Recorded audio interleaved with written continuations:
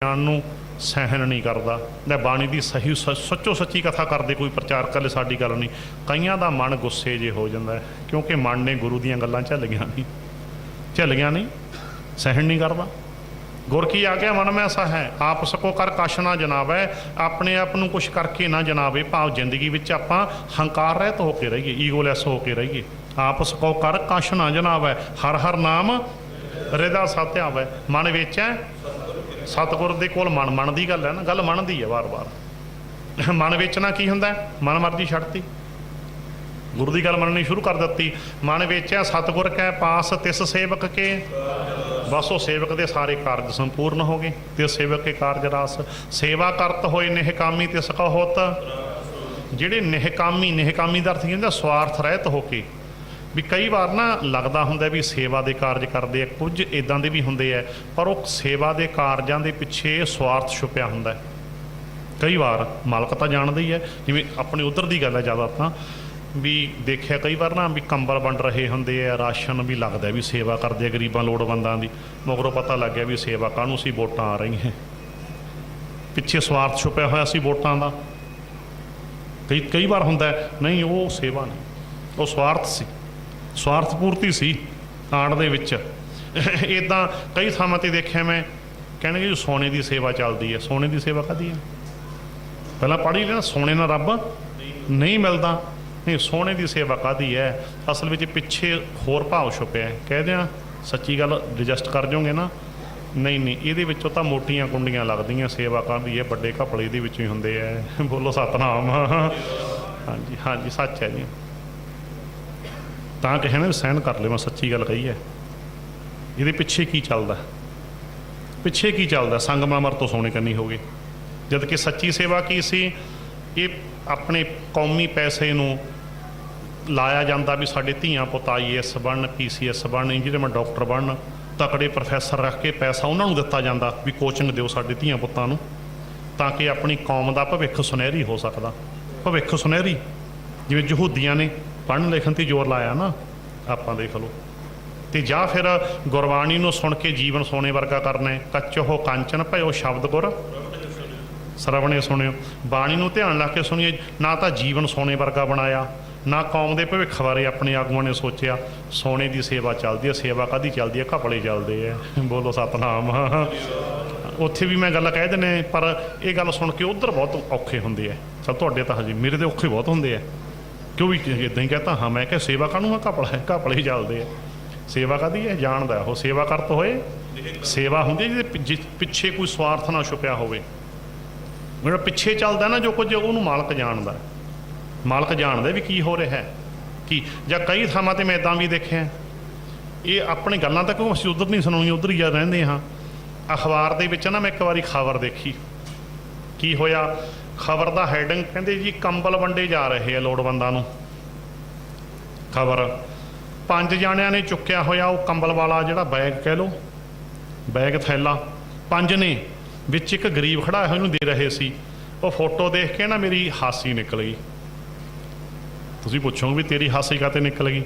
मेरी हासी निकल गई भी कंबल एडा भारी, वो 5 जाणे ने चक्या, 5 ने चक्या कंबल। क्यों? चक्कर उही प्रभता का पिछे की जो प्रभता, उन्होंने 5 ने चक्या, गरीब कल्ले ही चक के लै गया। बोलो सतनाम। वो कल्ले ही लै गया चक के, उन्होंने 5 ने चक्या। कई थां तो मैं ऐनकां दे देखिए 3 जाने चकते ऐनक नूं, एक उधरी डंडी फड़दा, एक उधरी डंडी फड़दा, एक विचाले हथ पाउंदा। की है वो सेवा कारज कानूं है? पिछे प्रभता की भुख है। बोलो सतनाम। सेवा दे घर बहुत दूर है। किसी गरीब नूं जलील कीता, सेवा तां सी चुप चपाते घर दे आउंदे। 5 जाने फोटो खिचा के गरीब नूं जलील करके भी आओ बंदा है भाई जिहड़ा कंबल नहीं लै सकदा, असीं दे रहे हैं उहनूं। हाँ जी हाँ, ये गल्लां बरीक है थोड़ियां जिहियां, कमाल की गल है, जलील कीता। हाँ, सेवा हुंदी है कमा के दे, छुपा के दे, रजा के दे। कुदरत दे निजम, कुदरत ना इकमिक होना, बलहारी कुदरत वसिया, खुशबू वंड रहा है, फुल अपने आप ही, रौला तो नहीं पाउंदा, वंड रहा है ना, नदियां नाले पानी दे रहे हैं, फलदार बूटे फल दे रहे। कदे रौला पाया? कदे कीनू के बूटे ने भी मैं भाई 2000 कीनू देता बई देसी उदाहरण। कदे सेबां के बूटे रौला पाया भी इन्ने सेब देते बई? दे रहे हैं ना। सूरज रोशनी वंड रहा है, ਫੁੱਲ ਖੁਸ਼ਬੂ ਵੰਡ ਰਿਹਾ, ਸਭ ਕੁਝ ਤੇ ਇਹ ਨਿਯਮ ਨੂੰ ਸਮਝ ਲਾ, ਦਾਤੇ ਦਿੱਤੇ ਉਹਨੂੰ ਵੰਡਿਆ ਕਰ, ਨਿਹਾਲ ਹੋ ਜਾਏਗਾ। ਬੋਲੋ ਸਤਨਾਮ। ਚੰਗੀ ਗੱਲ ਦਿੱਤੇ ਨੂੰ ਵੰਡਣਾ ਪਰ ਇਹਦੇ ਪਿੱਛੇ ਤੇਰਾ ਕੋਈ ਸਵਾਰਥ, ਇਹਦੇ ਪਿੱਛੇ ਕੋਈ ਪ੍ਰਭਤਾ ਦੀ ਭੁੱਖ, ਇਹਦੇ ਪਿੱਛੇ ਕੁਛ ਹੋਰ ਨਾ ਹੋਵੇ। ਇਸ ਕਰਕੇ ਸੇਵਾ ਕਰਤ ਹੋਏ ਨਿਹਕਾਮੀ ਤਿਸ ਕੋ ਹੋਤ, ਉਹਨੂੰ ਮਾਲਕ ਮਿਲ ਪੈਂਦਾ। ਤਿਸ ਕੋ ਹੋਤ ਪ੍ਰਾਪਤ ਸੁਆਮੀ, ਆਪਣੀ ਕਿਰਪਾ ਜਿਸ ਆਪ ਕਰੇ ਨਾਨਕ ਸੋ ਸੇਵਕ ਗੁਰ ਕੀ ਮਤ। ਮਾਲਕ ਪਰਮਾਤਮਾ ਜਿਸ ਤੇ ਆਪਣੀ ਕਿਰਪਾ ਕਰਦਾ, ਸਤਸੰਗ ਵਿੱਚ ਆ ਕੇ ਕਿਰਪਾ ਹੁੰਦੀ ਹੈ, ਉਹ ਸੇਵਕ ਫਿਰ ਗੁਰੂ ਦੀ ਮੱਤ ਲੈਂਦੇ ਆ। ਸੋ ਇੰਨੀ ਗੱਲ ਆਪਾਂ ਸਮਝ ਲਈ। ਥਿਰ ਘਰ ਵੈਸੋ ਹਰ ਜਨ ਪਿਆਰੇ ਦੀ ਵਿਆਖਿਆ ਹੋ ਰਹੀ ਹੈ, ਯਾਦ ਰੱਖਿਓ ਜੀ, ਕਿਉਂ ਬਾਣੀ ਦੀ ਵਿਆਖਿਆ ਬਾਣੀ ਜੋ ਨਾ ਧਿਆਨ 'ਚ ਰੱਖਿਓ ਪੰਕਤੀ ਨੂੰ। ਇੱਦਾਂ ਰੱਬ ਦੇ ਪਿਆਰਿਓ ਘਰ ਵਿੱਚ ਟਿਕ ਬੈਠੋ, ਭਾਵ ਕਿ ਆਪਣੀ ਸੁਰਤ ਨੂੰ ਸ਼ਬਦ ਵਿੱਚ ਗੁਰ ਉਪਦੇਸ਼ ਵਿੱਚ ਟਿਕਾ ਕੇ ਰੱਖੋ।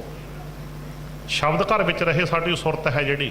ਥਿਰ ਘਰ ਵੈਸੋ ਹਰ ਜਨ ਪਿਆਰੇ, ਫਿਰ ਨਤੀਜਾ ਸਤਿਗੁਰ ਤੁਮਰੇ, ਫਿਰ ਤਾਂ ਸਤਿਗੁਰ ਨੇ ਸਮਝ ਲਓ ਤੁਹਾਡੇ ਕਾਰਜ ਸਵਾਰ ਦਿੱਤੇ, ਸਾਰੇ ਵਿਘਨ ਦੂਰ ਹੋ ਗਏ। ਜਦੋਂ ਸਾਡੀ ਸੁਰਤ ਗੁਰ ਉਪਦੇਸ਼ ਵਿੱਚ ਟਿਕ ਗਈ, ਸਤਿਗੁਰ ਤੁਮਰੇ ਕਾ ਸਵਾਰੇ। ਰਹਾਓ ਦੁਸ਼ਟ ਦੂਤ ਪਰਮੇਸ਼ਰ ਮਾਰੇ, ਜਨ ਕੀ ਪੈਜ ਰੱਖੀ ਕਰਤਾਰੇ। ਦੁਸ਼ਟ ਦੂਤ ਪਰਮਾਤਮਾ ਨੇ ਮਾਰ ਦਿੱਤੇ। ਅਖਰੀ ਅਰਥ ਹੋ ਗਿਆ ਦੁਸ਼ਟ ਦੂਤ ਪਰਮੇਸ਼ਰ ਮਾਰੇ। ਦੁਸ਼ਟ ਦੂਤ ਕਿਹੜੇ ਹੈ? ਕਾਮ, ਕ੍ਰੋਧ, ਲੋਭ, ਮੋਹ, ਹੰਕਾਰ। ਇਹ ਦੁਸ਼ਟ ਦੂਤ ਨੇ, ਭਾਵ ਕਿ ਇਹ ਬੜਾ ਤੰਗ ਕਰਦੇ ਨੇ ਦੁਸ਼ਟ। ਇੱਕ ਇੱਕ ਪੰਕਤੀ ਕਹਿੰਦੇ, ਜ਼ਿਆਦਾ ਵਿਸਤਾਰ ਦਾ ਸਮਾਂ ਨਹੀਂ। ਕਾਮ ਕਿੱਡਾ ਦੁਸ਼ਟ ਦੂਤ ਹੈ, ਪਤਾ ਹੀ ਨਹੀਂ ਕਿਹੜੇ ਨਰਕ 'ਚ ਲਿਜਾ ਕੇ ਸਿੱਟਦਾ। ਦੇਖੋ ਮਾਫ਼ ਕਰਨਾ ਗੱਲ ਕਹਿਣੀ ਪੈਂਦੀ, ਨਿਆਇ ਸੰਬੰਧਾਂ 'ਚ ਹੁੰਦੇ ਕਤਲ, ਕਿਵੇਂ ਘਰ ਪੱਟੇ ਜਾਂਦੇ ਆ, ਕਿਵੇਂ ਜਲੂਸ ਨਿਕਲਦੇ ਆ। ਹੇ ਕਾਮੰ ਨਰਕ ਵਿਸਰਾਮੰ, ਬਹੁ ਜੋਨੀ ਭਰਮਾਵਨ ਹੈ, ਦੁਸ਼ਟ ਦੂਤ ਹੈ। ਦੂਸਰਾ ਕ੍ਰੋਧ, ਹੇ ਕਾਲਮੂਲ ਕ੍ਰੋਧੰ ਕਦੰਚ ਕਰੁਣਾ ਨਾ ਪਰਜਤ ਹੈ। ਸਾਰੇ ਲੜਾਈ ਝਗੜਿਆਂ ਦੀ ਜੜ ਕੀ ਹੈ? ਕ੍ਰੋਧ। ਜੋ ਕ੍ਰੋਧ ਉਸ ਵੇਲੇ ਦਿਮਾਗ ਵਿੱਚ ਵਿਸਫੋਟ ਹੁੰਦਾ ਹੈ, ਸਾਰੇ ਦਿਮਾਗ ਦੇ ਸੈੱਲ ਵਰਨ ਹੋ ਜਾਂਦੇ ਹੈ, ਸੋਚਣ ਸ਼ਕਤੀ ਬੜੇ ਨੀਵੇਂ ਪੱਧਰ ਤੇ ਆ ਜਾਂਦੀ ਹੈ, ਪਤਾ ਨਹੀਂ ਕੀ ਕਰ ਦੇਵੇ। ਦੁਸ਼ਟ ਦੂਤ ਹੈ। ਲੋਭ, ਲੋਭੀ ਹੋ ਕੇ ਕਿੰਨੇ ਪੁੱਠੇ ਕੰਮ ਕਰਦਾ ਮਨੁੱਖ। ਅੰਤਰ ਵਿਆਪੈ ਲੋਭ ਸਵਾਨ। ਜਿਸ ਵੇਲੇ ਲੋਭ ਅੰਦਰ ਪੈਦਾ ਹੋ ਗਿਆ ਤਾਂ ਗੁਰੂ ਜੀ ਕਹਿੰਦੇ ਆਈ ਸਮਝ ਲਓ ਮਨੁੱਖ ਜ਼ਮੀਰ ਦੀ ਮੌਤ ਮਰ ਗਿਆ, ਅੰਦਰ ਕੁੱਤਾ ਪੈਦਾ ਹੋ ਗਿਆ। ਬੋਲੋ ਸਤਨਾਮ। ਮਨੁੱਖ ਕੁੱਤਾ ਜੂਨ 'ਚ ਉਹ ਜਿਉਂ ਕੁੱਕਰ ਹਰਕਾਇਆ, ਧਾਵੈ ਦਹਿ ਦਿਸ ਜਾਏ। ਲੋਭੀ ਜੰਤ ਨਾ ਜਾਣੀ, ਭੱਖ ਅਭੱਖ ਸਭ ਖਾਏ। ਕਿੱਡਾ ਦੁਸ਼ਟ ਦੂਤ ਹੈ। ਗੁਰਬਾਣੀ 'ਚ ਲਿਖਿਆ ਲੋਭ ਤਾਂ ਮਨੁੱਖ ਦੀ ਹਾਲਤ ਹਲਕੇ ਕੁੱਤੇ ਵਾਲੀ ਕਰ ਦਿੰਦਾ।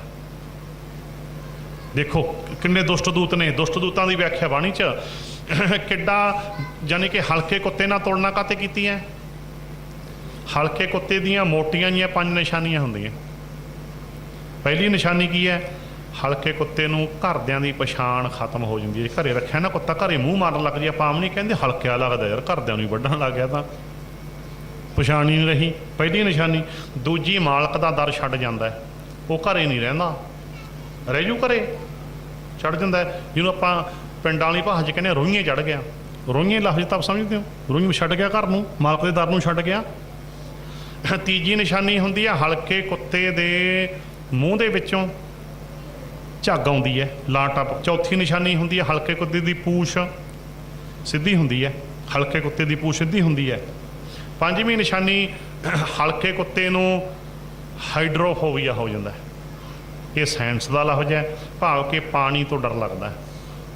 ਜੇ ਪਾਣੀ ਆ ਜਾਏ ਨਾ, ਉਹ ਡਰ ਕੇ ਗੇੜੇ ਕੱਢਦਾ, ਪਰ ਇਹਨੂੰ ਭਜਦਾ, ਗੇੜ ਚੱਕਰੀ ਬੰਨ੍ਹ ਲੈਂਦਾ। ਇਹ 5 ਨਿਸ਼ਾਨੀ ਹੈ। ਇਹ ਲੋਭ ਐਡਾ ਦੁਸ਼ਟ ਦੂਤ ਹੈ, ਜਿਹਤੇ ਹਾਵੀ ਹੋ ਗਿਆ ਇਹ ਹਾਲਤ ਬਣਾ ਦਿੰਦਾ ਹੈ। ਪਹਿਲੀ ਨਿਸ਼ਾਨੀ ਭਾਵ ਸਮਝ ਗਏ ਨਾ, ਵੀ ਜਿਵੇਂ ਹਲਕੇ ਕੁੱਤਾ ਘਰਦਿਆਂ ਨੂੰ ਵੱਢ ਜਾਂਦਾ, ਲੋਭ ਦਾ ਹਲਕ ਚੜ੍ਹ ਗਿਆ, ਆਪਣੇ ਹੀ ਭੈਣਾਂ ਭਾਈਆਂ ਦਾ ਹੱਕ ਖਾਣ ਨੂੰ ਫਿਰਦਾ। ਮਾਂ ਜਾਏ ਭਰਾ ਅਦਾਲਤੀ ਚੜ੍ਹੇ ਹੋਏ ਆਪਣੇ, ਦੇਖਿਆ ਉੱਧਰ। ਜੇ ਪੁੱਛੇ ਕਿਵੇਂ ਫਿਰਦੇ ਹੋ, ਉਹ ਜੀ ਸਾਡਾ ਜੀ ਵਟਾਂਦਰੇ ਦਾ ਰੌਲਾ ਚੱਲਦਾ, ਇੱਕ ਭਾਈ ਦੂਜੇ ਦਾ ਹੱਕ ਖਾਣ ਨੂੰ ਫਿਰਦਾ। ਜਾਂ ਨੂੰਹ ਰਾਣੀ ਘਰੋਂ ਕੱਢਤੀ ਤਾਂ ਦਾਜ ਘੱਟ ਲੈ ਕੇ ਆਈ ਹੈ, ਜਾਂ ਬਾਪ ਦੀ ਧੌਣ ਤੇ ਧਰ ਲਈ ਤਾਂ ਵੀ ਮੇਰੇ ਨਾਂ ਕਰਾਉਣਾ ਕਿ ਦੱਬਾਂ, ਜਾਂ ਫਿਰ ਬੇਹੋਸ਼ ਪਏ ਬਾਪੂ ਦਾ ਹਸਪਤਾਲ ਦੇ ਬੈੱਡ ਵਿੱਚ ਅੰਗੂਠਾ ਲਵਾਉਣ ਨੂੰ ਫਿਰਦਾ। ਬੋਲੋ ਸਤਨਾਮ। ਇਹ ਗੱਲਾਂ ਬਾਣੀ ਮੁਤਾਬਕ ਹੈ ਜੀ ਗੱਲਾਂ। ਦੇਖੋ ਐਡਾ ਦੁਸ਼ਟ ਦੂਤ, ਐਡਾ ਦੁਸ਼ਟ ਦੂਤ ਹੈ। ਕਰਤੀ ਹਾਲਤ ਦੇਖ ਲਓ ਕੀ ਹਾਲ ਹੋ ਗਿਆ। ਦੇਖ ਲਓ ਪਛਾਣ ਕੋਈ ਨਹੀਂ ਰਹੀ ਵੀ ਬਾਪ ਹੈ ਜਾਂ ਮੇਰਾ ਭਾਈ ਹੈ ਜਾਂ ਖਤਮ, ਪਛਾਣ ਹੀ ਖਤਮ ਹੋ ਜਾਂਦੀ ਹੈ। ਲੋਭੀ ਤਾਂ ਲੱਗਦੀ ਕੋਈ ਕੁਛ ਨਹੀਂ, ਕੋਈ ਕੁਝ ਨਹੀਂ ਲੱਗਦਾ ਨਾ। ਦੂਜੀ ਨਿਸ਼ਾਨੀ ਮਾਲਕ ਦਾ ਦਰ ਛੱਡ ਜਾਂਦਾ, ਜਿਵੇਂ ਹਲਕਾ ਕੁੱਤਾ, ਇੱਦਾਂ ਹੀ ਅਸੀਂ ਗੁਰੂ ਦਾ ਦਰ ਛੱਡ ਜਾਂਦੇ ਹਾਂ। ਰੋਈਏ ਹੇ ਫਲਾਨਿਆਂ ਬਾਬਿਆ, ਹੇ ਫਲਾਨਿਆਂ ਪੀਰਾ, ਹੇ ਗੂਗਿਆ, ਹੇ ਕਬਰਾਂ ਵਾਲਿਆ, ਹੇ ਫਲਾਨੀਏ ਦੇਵੀਏ, ਹੇ ਵੀ ਕੀ ਇਹ ਕੁਛ ਮਿਲ ਜੇ। ਕੁੱਤੇ ਦੀ ਪੂਛ ਦੀ ਤਰ੍ਹਾਂ ਹਥੇਲੀਆਂ ਸਿੱਧੀਆਂ ਤੇ ਮੂੰਹ ਚੋਂ ਝੱਗ ਟੱਪਦੀ ਹੈ, ਹੇ ਫਲਾਨੀਏ ਦੇਵੀਏ, ਹੇ ਫਲਾਨੇ। ਉਹ ਭੁੱਲ ਗਿਆ ਕਿ ਸਭਨਾ ਜੀਆਂ ਕਾ ਸੋ ਮੈਂ ਅਣਹੋਇਆਂ ਤੋਂ ਮੰਗਦਾ। ਲਾਲਚ ਵਾਸੋਂ ਕੋਈ ਥਾਂ ਥਾਂ ਤੇ ਮੱਥੇ ਟੇਕਦਾ, ਪਤਾ ਨਹੀਂ ਕਿੱਥੇ ਦੇ ਝੱਗ ਛੇੜਦੀ ਫਿਰਦੀ ਦੁਨੀਆ, ਕਿੱਥੇ ਕਿੱਥੇ ਕੁੱਤੇ ਦੀ ਪੂਛ ਦੀ ਤਰ੍ਹਾਂ ਹਥੇਲੀਆਂ ਸਿੱਧੀਆਂ ਕੀਤੀਆਂ ਹੋਈਆਂ। ਇਹ ਫਲਾਨੇ ਬਾਬਾ ਜੀ, ਫਲਾਨੇ ਪੀਰ ਜੀ, ਇਹ ਕਬਰਾਂ ਵਾਲਿਆ ਜੀ, ਸਮਾਧਾਂ ਵਾਲੇ। ਦੱਸ ਮਿਲਣਾ ਕਿੱਥੋਂ ਗਈ ਹੈ? ਹਲਕਾ ਰਲ ਗਈਆਂ ਨਾ ਨਿਸ਼ਾਨੀਆਂ। ਇਹ ਦੁਸ਼ਟ ਦੂਤ ਹੈ। ਮੋਹ ਮੋਹ ਇਹ ਵੀ ਦੁਸ਼ਟ ਦੂਤ ਹੈ। ਪਤਾ ਨਹੀਂ ਕਿੰਨੇ ਕੋਈ ਛਲ ਕਪਟ ਕਰਦਾ ਜਾਲ 'ਚ ਪੈ ਕੇ। ਬਹੁ ਪਰਪੰਚ ਕਰ ਪਰਤਣ ਲਿਆਵੇ ਸੁੱਤਦਾਰਾ ਪੈ ਆਨ ਲਟਾਵਾ। ਮੋਹ ਜਾਲ ਦਾ ਕੀ ਅਰਥ ਹੈ? ਪਰਿਵਾਰਕ ਮੈਂਬਰਾਂ ਵਾਸਤੇ ਠੱਗੀਆਂ ਮਾਰਨੀਆਂ। ਰਿਸ਼ਤੇ ਪਵਿੱਤਰ ਹੈ, ਭੁਲੇਖਾ ਨਾ ਖਾ ਜਾਓ ਕਿਤੇ। ਮੋਹ ਜਾਲ ਦਾ ਅਰਥ ਕੀ ਹੁੰਦਾ ਹੈ? ਪਰਿਵਾਰਕ ਮੈਂਬਰਾਂ ਵਾਸਤੇ ਕਿਸੇ ਦਾ ਹੱਕ ਮਾਰ ਕੇ ਘਰੇ ਲੈ ਕੇ ਆਉਣਾ, ਲੁੱਟ ਕੇ ਕਿਸੇ ਨੂੰ ਘਰੇ ਲੈ ਕੇ ਆਉਣਾ। ਰਿਸ਼ਤੇ ਪਵਿੱਤਰ ਹੈ ਪਹਿਲਾਂ ਸਮਝ ਲਿਆ ਸੀ ਆਪਾਂ, ਪਰ ਮੋਹ ਜਾਲ 'ਚ ਪੈ ਕੇ ਦੁਨੀਆ ਲੁੱਟ ਕੇ ਨਹੀਂ ਖਾ ਲੈਣੀ ਕਿਤੇ ਨਾ।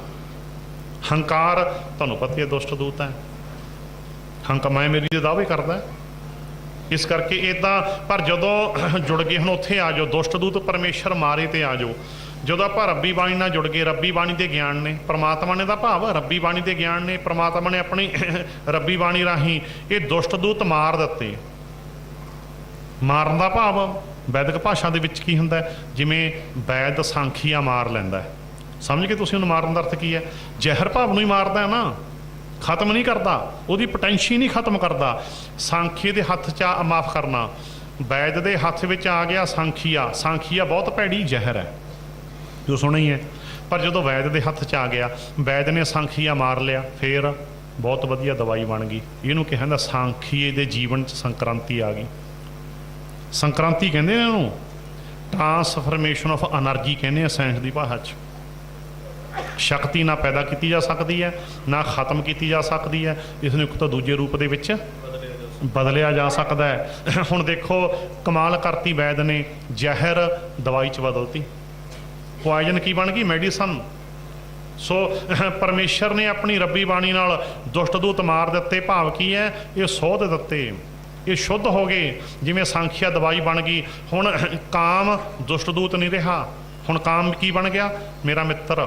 ਮੈਨੂੰ ਕੰਮ ਲਿਖਿਆ ਆਏ ਪ੍ਰਭ ਪੈ ਆਂਚਰ ਲਾਗ ਕਰੋ ਤਪਾਵਸ ਪ੍ਰਭ ਸਰਵਾਗ ਪ੍ਰਭ ਹੱਸ ਬੋਲੇ ਕੀਏ ਨਿਆਏ ਸਗਲ ਦੂਤ ਮੇਰੀ। ਇਹ ਸਾਰੇ ਦੂਤ ਮੇਰੀ ਸੇਵਾ ਚ ਲੱਗ ਗਏ। ਹੁਣ ਕਾਮ ਮੈਨੂੰ ਤੰਗ ਨਹੀਂ ਕਰਦਾ, ਹੁਣ ਤਾਂ ਕਾਮ ਮੈਨੂੰ ਰੱਬੀ ਇਸ਼ਕ ਦਾ ਕੰਮ ਦਿੰਦਾ ਹੈ। ਬੋਲੋ ਸਤਨਾਮ। ਕੀ ਬਣ ਗਿਆ ਜੀ ਇਹ? ਰੱਬੀ ਇਸ਼ਕ। ਰੱਤੇ ਇਸ਼ਕ ਖੁਦਾਏ ਰੰਗ ਦਿਦਾਰ ਕੇ। ਜ਼ਹਿਰ ਦਵਾਈ ਬਣ ਗਈ। ਸ਼ੁੱਧ ਕਾਮ ਕੀ ਹੈ? ਰੱਬੀ ਇਸ਼ਕ। ਰੱਬੀ ਇਸ਼ਕ ਤਾਂ ਤੇ ਕ੍ਰੋਧ ਸ਼ੁੱਧ ਹੋ ਗਿਆ। ਸ਼ੁੱਧ ਕ੍ਰੋਧ ਕੀ ਹੈ? ਵੀਰ ਰਸ ਦਾ ਕੰਮ ਦਿੰਦਾ ਹੈ। ਦਸ਼ਮੇਸ਼ ਪਿਤਾ ਜੀ ਨੇ ਜ਼ਾਲਮ ਹਕੂਮਤਾਂ ਦੀਆਂ ਜੜ੍ਹਾਂ ਪੱਟਣ ਵਾਸਤੇ ਵੀਰ ਰਸ ਦੇ ਵਿੱਚ ਆਪਣਾ ਸਰਵੰਸ ਵਾਰ ਦਿੱਤਾ, ਸਰਵੰਸੀ ਵਾਰ ਦਿੱਤਾ। ਵੀਰ ਰਸ ਕੀ ਹੈ? ਝੂਠ ਦੀਆਂ ਜੜ੍ਹਾਂ ਪੱਟਣੀਆਂ, ਜ਼ਾਲਮਾਂ ਦੀਆਂ ਜੜ੍ਹਾਂ ਪੱਟਣੀਆਂ। ਤਾਂ ਤੇ ਇੱਦਾਂ ਜ਼ਾਲਮਾਂ ਦੀਆਂ ਜੜ੍ਹਾਂ ਪੱਟਣ ਵਾਸਤੇ ਆਪਣਾ ਆਪ ਕੁਰਬਾਨ ਕਰ ਗਏ ਯੋਧੇ। ਵੀਰ ਰਸ। ਇੱਕ ਵੀਰ ਰਸ ਕੀ ਹੈ? ਕ੍ਰੋਧ ਦਾ ਹੀ ਸ਼ੁੱਧ ਰੂਪ ਹੈ, ਸ਼ੁੱਧ ਰੂਪ ਹੈ ਇਹ। ਕ੍ਰੋਧ ਦੀ એનર્ਜੀ ਦਾ ਸ਼ੁੱਧ ਰੂਪ ਹੈ। ਲੋਭ ਦਾ ਸ਼ੁੱਧ ਰੂਪ ਕੀ ਹੈ? ਸੱਚ ਦੇ ਵਪਾਰੀ ਬਣ ਗਏ। ਸੱਚ ਦਾ ਸੱਚ ਖੋਜਣਾ, ਸੱਚ ਵੰਡਣਾ, ਸੱਚ ਲੈਣਾ, ਸੱਚ ਦਾ ਲੈਣ ਦੇਣ, ਅਦਾਨ ਪ੍ਰਦਾਨ। ਸੱਚ ਦੇ ਵਪਾਰੀ ਬਣ ਗਏ। ਲੋਭ ਸ਼ੁੱਧ ਹੋ ਗਿਆ। ਪਹਿਲਾਂ ਦੁਨੀਆ ਲੁੱਟਦਾ ਸੀ, ਹੁਣ ਰੱਬ ਨੂੰ ਲੁੱਟੀਦਾ। ਤੇ ਕਬੀਰ ਸਾਹਿਬ ਕਹਿੰਦੇ ਇਹ ਲੁੱਟ ਲਾ। ਸੱਚਾ ਲੋਭ ਹੈ ਕਿਹੜਾ? ਪੜੋ ਪੰਕਤੀ। ਕਬੀਰ ਲੂਟਨ ਹੈ ਤਾਂ ਲੂਟ ਲੈ, ਲੂਟਨ ਹੈ ਤਾਂ ਲੂਟ ਲੈ। ਬੋਲੋ ਭਾਈ। ਰਾਮ ਨਾਮ ਹੈ ਲੂਟ, ਲੂਟਨ ਹੈ ਤਾਂ ਲੂਟ ਲੈ, ਲੂਟਨ ਹੈ ਤਾਂ ਲੂਟ ਲੈ।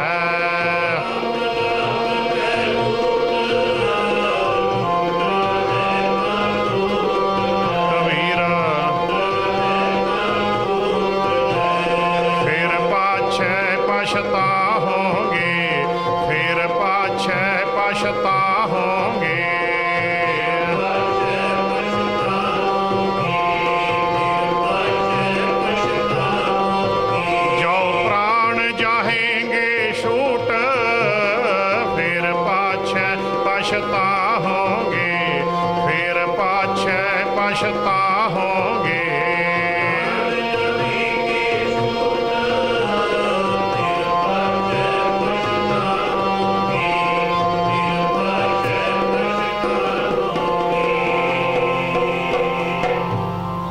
ਲੁੱਟਣਾ ਹੈ ਤਾਂ ਲੂਟ ਲੈ, ਰਾਮ ਨਾਮ ਹੈ। ਕਹਿੰਦੇ ਲੁੱਟਣ ਦੀ ਆਦਤ ਪਈ ਹੈ, ਛੱਡਣੀ ਕਾਹਦੇ ਵਾਸਤੇ ਹੈ? ਬਸ ਬਦਲ ਲਾ ਵੀ ਦੁਨੀਆ ਨਾ ਲੁੱਟਿਆ ਕਰ, ਕਹਿੰਦੇ ਰੱਬ ਦਾ ਨਾਂ ਲੁੱਟ ਲਾ ਵੀ ਮੈਂ ਸੱਚ ਦਾ ਕਰੋੜਾਪਤੀ ਹੋ ਜਾਵਾਂ, ਸੱਚ ਦਾ ਲੱਖਾਂਪਤੀ, ਸੱਚ ਦਾ ਰੱਬ, ਮੈਂ ਸੱਚ ਵਿੱਚ ਅਮੀਰ ਹੋ ਜਾਵਾਂ। ਬੋਲੋ ਸਤਨਾਮ। ਲੁੱਟ ਲਾ। ਲੋਭ ਦਾ ਸ਼ੁੱਧ ਰੂਪ ਹੈ। ਮੋਹ ਦਾ ਸ਼ੁੱਧ ਰੂਪ ਕੀ ਹੈ ਜੀ? ਸ਼ੁੱਧ ਪ੍ਰੇਮ। ਸਭ ਕੋ ਮੀਤ ਹਮ ਆਪਣ ਕੀਨਾ ਹਮ ਸਭਨਾ ਕੇ ਸਾਜਨ, ਦੂਰ ਪਰਾਇਓ ਮਨ ਕਾ ਬਿਰਹਾ ਤਾਂ ਮੇਲ ਕੀਓ ਮੇਰਾ ਸਾਜਨ। ਤੇ ਹੰਕਾਰ ਦਾ ਸ਼ੁੱਧ ਰੂਪ ਕੀ ਹੈ? ਜਦੋਂ ਪਰਮੇਸ਼ਰ ਨੇ ਮਾਰ ਦਿੱਤੇ ਦੁਸ਼ਟ ਦੂਤ, ਗੱਲ ਚੱਲ ਰਹੀ ਹੈ ਆਤਮ ਵਿਸ਼ਵਾਸ, ਸੈਲਫ ਕੌਨਫੀਡੈਂਸ, ਨਿਸ਼ਚਾ, ਦ੍ਰਿੜਤਾ, ਪਰਪੱਕਤਾ। ਜਿਵੇਂ ਦਸ਼ਮੇਸ਼ ਪਿਤਾ ਜੀ ਨੇ ਪੂਰੇ ਯਾਨੀ ਕਿ ਨਿਸ਼ਚੇ ਦੇ ਨਾਲ ਕਿਹਾ, 1.25 ਲੱਖ ਸੇ ਏਕ ਲੜਾਊਂ ਤਾਂ ਮੈਂ ਗੋਬਿੰਦ ਸਿੰਘ। ਇਹ ਕੀ ਹੈ? ਇਹ ਆਤਮ ਵਿਸ਼ਵਾਸ ਦਾ ਬਚਨ ਹੈ, ਹੰਕਾਰ ਨਹੀਂ। ਇਹ ਆਤਮ ਵਿਸ਼ਵਾਸ ਹੈ ਜਿਹਦੇ ਨਾਲ ਬੜੇ ਬੜੇ ਕੰਮ ਨੇਪਰੇ ਚੜ੍ਹਦੇ ਹੈ। ਸੋ ਹੰਕਾਰ ਦਾ ਸ਼ੁੱਧ ਰੂਪ ਕੀ ਹੈ? ਆਤਮ ਵਿਸ਼ਵਾਸ, ਜਿਹਨੂੰ ਅੰਗਰੇਜ਼ੀ 'ਚ ਕਹਿੰਦੇ ਹਾਂ ਸੈਲਫ ਕੌਨਫੀਡੈਂਸ। ਇੱਦਾਂ ਐਨਰਜੀ ਸ਼ੁੱਧ ਹੁੰਦੀ ਹੈ ਜਦੋਂ ਅਸੀਂ ਜੁੜਦੇ ਹਾਂ ਸੱਚ ਨਾਲ। ਤਾਂ ਫਿਰ ਤਾਂ ਦੁਸ਼ਟ ਦੂਤ ਪ੍ਰਮਾਤਮਾ ਜੀ ਨੇ ਮਾਰ ਦਿੱਤੇ, ਭਾ ਮੇਰੇ ਸਤਿਗੁਰ ਵੈਦ ਨੇ ਇਹਨਾਂ ਨੂੰ ਸ਼ੁੱਧ ਕਰ ਦਿੱਤਾ। ਪਰਮਾਤਮਾ ਵੀ ਸਤਿਗੁਰ ਵੈਦ ਹੈ ਨਾ। ਸਤਿਗੁਰ ਮੇਰਾ ਸਦਾ ਸਦਾ ਨਾ ਆਵੇ ਨਾ ਜਾਏ, ਉਹ ਅਵਿਨਾਸ਼ੀ ਪੁਰਖ ਹੈ, ਸਭ ਮੈਂ ਰਹਿਆ। ਤੇ ਮੇਰੇ ਸਤਿਗੁਰ ਵੈਦ ਨੇ ਇਹਨਾਂ ਦੁਸ਼ਟ ਦੂਤਾਂ ਨੂੰ ਮਾਰ ਦਿੱਤਾ, ਭਾਵ ਸੋਧ ਦਿੱਤਾ ਵੈਦ ਦੀ ਤਰ੍ਹਾਂ। ਦੁਸ਼ਟ ਦੂਤ ਪਰਮੇਸ਼ਰ ਮਾਰੇ ਜਨ ਕੀ ਪੈਜ। ਜਦੋਂ ਸਤਿਗੁਰੂ ਵੈਦ ਨੇ, ਸੱਚੀ ਬਾਣੀ ਨੇ, ਸੱਚੇ ਗਿਆਨ ਨੇ ਇਹ ਸੋਧ ਦਿੱਤੇ ਮੇਰਾ ਵੈਦ ਗੁਰੂ ਗੋਬਿੰਦਾ, ਫਿਰ ਕੀ ਹੋਇਆ? ਹਰ ਹਰ ਨਾਮ ਔਖਦ ਮੁਖ ਦੇਵੈ ਕਾਟੈ ਜਮ ਕੀ। ਇਹ ਪੰਕਤੀਆਂ ਵੀ ਗਿਆਨ ਕਰ ਲਓ। ਮੇਰਾ ਵੈਦ ਗੁਰੂ ਗੋਬਿੰਦਾ, ਮੇਰਾ ਵੈਦ ਗੁਰੂ ਗੋਬਿੰਦਾ।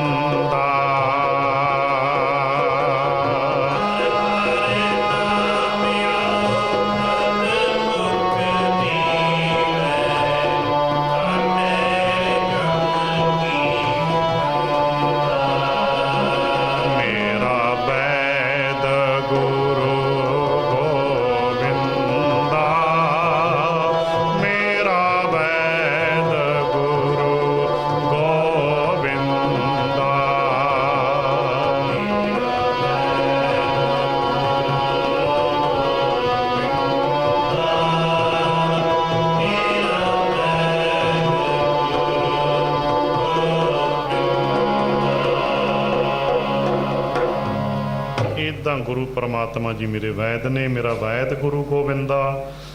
ਹਰ ਹਰ ਨਾਮ ਔਖਦ ਮੁਖ ਦੇਵੈ ਕਾਟੈ ਜਮ ਕੀ। ਸਾਰੇ ਜਮਾਂ ਦੇ ਫਾਹੇ ਮੇਰੇ ਸਤਿਗੁਰ ਵੈਦ ਜੀ ਨੇ ਕੱਟ ਦਿੱਤੇ, ਕਿਉਂਕਿ ਦੁਸ਼ਟ ਦੂਤਾਂ ਨੂੰ ਪਰਮਾਤਮਾ ਜੀ ਨੇ ਵੈਦ ਦੀ ਤਰ੍ਹਾਂ ਮਾਰ ਦਿੱਤਾ, ਭਾਵ ਕਿ ਸੋਧ ਦਿੱਤੇ। ਇਹ ਤਾਂ ਹੁਣ ਮੇਰੀ ਸੇਵਾ 'ਚ ਲੱਗ ਗਏ। ਦੁਸ਼ਟ ਦੂਤ ਪਰਮੇਸ਼ਰ ਮਾਰੇ ਜਨ ਕੀ ਪੈਜ ਰੱਖੀ। ਇੱਦਾਂ ਪਰਮਾਤਮਾ ਨੇ ਆਪਣੇ ਸੇਵਕ ਦੀ ਪੈਜ ਰੱਖ ਲਈ, ਜਨ ਕੀ ਪੈਜ ਰੱਖੀ ਕਰਤਾਰੇ। ਬਾਦਸ਼ਾਹ ਸ਼ਾਹ ਸਭ ਵਸ ਕਰ ਦੀਨੇ, ਅੰਮ੍ਰਿਤ ਨਾਮ ਮਹਾਰਸ ਪੀਨੇ।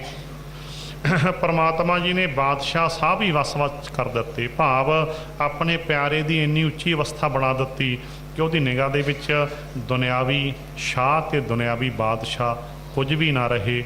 ਉਹ ਅਵਸਥਾ ਕਰਕੇ ਦੁਨਿਆਵੀ ਰਾਜੇ ਮਹਾਰਾਜੇ ਦੁਨਿਆਵੀ ਸ਼ਾਹਾਂ ਤੋਂ ਉੱਪਰ ਉੱਠ ਗਿਆ। ਬੋਲੋ ਸਤਨਾਮ। ਕਿਉਂ? ਕਿਉਂਕਿ ਅਵਸਥਾ ਬਣ ਗਈ, ਜਾ ਤੂੰ ਮੇਰਾ ਵੱਲ ਹੈ ਤਾਂ ਤੁਧ ਸਭ ਕੁਛ ਮੈਨੂੰ ਸੌਂਪਿਆ। ਇਹ ਪੰਕਤੀਆਂ ਵੀ ਪੜ੍ਹ ਲਓ। ਜਾ ਤੂੰ ਮੇਰੇ ਵੱਲ ਹੈ ਤਾਂ ਕਿਆ ਮੋਹ ਛੰਦਾ,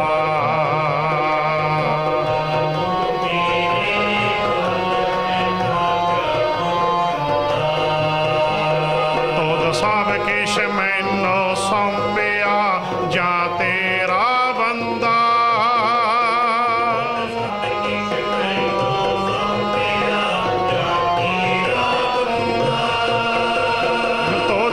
ਕਿਛ ਮੈਨੂੰ ਸੌਂਪਿਆ, ਜਾਂ ਤੇਰਾ ਬੰਦਾ।